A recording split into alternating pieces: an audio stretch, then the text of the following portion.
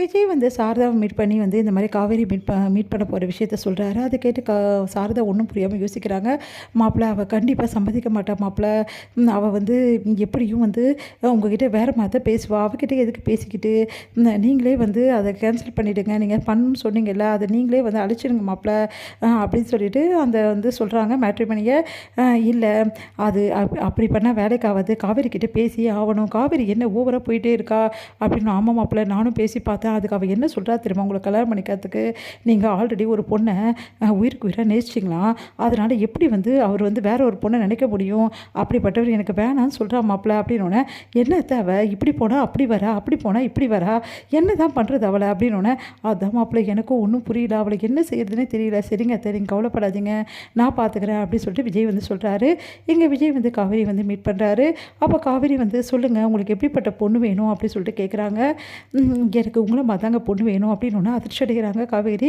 நீங்கள் என்ன சொல்ல வரீங்க? நான் உண்மையை தாங்க சொல்கிறேன். எப்போ வந்து உங்களை நான் சந்திச்சிடும் அப்போலேருந்தே நீங்கள் தான் எனக்கு ஒய்ஃபை வந்தால் நல்லா இருக்கணும்னு எனக்கு தோணுதுங்க அப்படின்னு ஒன்று அதிர்ச்சியாக பார்த்துட்டே இருக்காங்க. என்னங்க நீங்கள் பேசுகிறீங்க அப்படின்னோடனே, ஆமாங்க நான் உண்மையாக தான் சொல்கிறேன். என் ஒய்ஃப் உங்களை மாத்தாங்க ரொம்ப துடுக்கா இருப்பா, ரொம்ப வந்து கோபக்காரி. அது மட்டும் கிடையாது, உங்களை மாதிரி வந்து ரொம்ப தைரியமானவ. ஒய்ஃபை பற்றி தான் நிறைய விஷயம் உங்களுக்கு சொல்லியிருக்கேனே அப்படின்னு. ஆமாங்க, நீங்கள் தான் ஒய்ஃபை ரொம்ப விருப்பப்பட்டீங்களே, அதுக்கப்புறமா வந்து கல்யாணம் பண்ணிக்காமல் 5 வருஷமாக அதுக்காக தானே இருந்தீங்க, அதுக்கப்புறம் தானே இப்போ வந்து ஒத்துக்கிட்டீங்க. ஆமாங்க, நான் ஒத்துக்கிறதுக்கு காரணம் என்ன தெரியுமா? நீங்கள் என்ன நினச்சிங்க, எனக்கு கல்யாணம் ஆசை வந்து தான் ஒத்துக்கிறேன்னு நினச்சிங்களா? அது தாங்க இல்லை, என் குழந்தைங்க இல்லை, என் குழந்தை மேலே நீங்கள் காட்டுற அன்பு அக்கறையும் அதிகமாக இருந்ததுங்க. அதனால் நீங்கள் எனக்கு ஒய்ஃபாக வந்து ரொம்ப நல்லா இருக்கும்னு நினச்சேன். அதனால தான் நாங்கள் கல்யாணத்துக்கு சம்மதம் சொன்னேன். ஆனால் நீங்கள் அதை தப்பாக புரிஞ்சுக்கிட்டு இந்த மாதிரி மேட்ரிமோனிலாம் கொடுத்துருக்கீங்க. இதனால் எனக்கு ரொம்ப ஸ்ட்ரெஸ் அதிகமாகுதுங்க. ஏன் இப்படிலாம் பண்ணீங்க அப்படின்னு சொல்லிட்டு கேட்டோன்னே, என்ன சார் நீங்கள் இப்படி பேசிகிட்டு இருக்கீங்க? உங்கள் வீட்டில் உள்ளவங்க தான் புரிஞ்சுக்காமல் பேசிகிட்டு இருக்காங்க, நீங்களும் இப்படி பேசிகிட்டு இருக்கீங்க.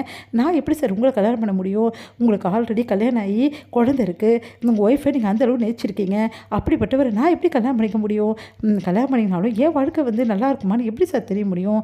குழந்தைக்கு குழந்தை வேணும்னு சொல்லிட்டு குழந்தைக்காக நான் கல்யாணம் பண்ணிக்கினாலும் அதுக்கப்புறமாவும் நீங்கள் என் மேலே அன்பு செலுத்துகிறேன்னா எப்படி சார் வந்து நம்ம வாழ்க்கை நல்லா இருக்கும்னு நீங்கள் நினைக்கிறீங்க?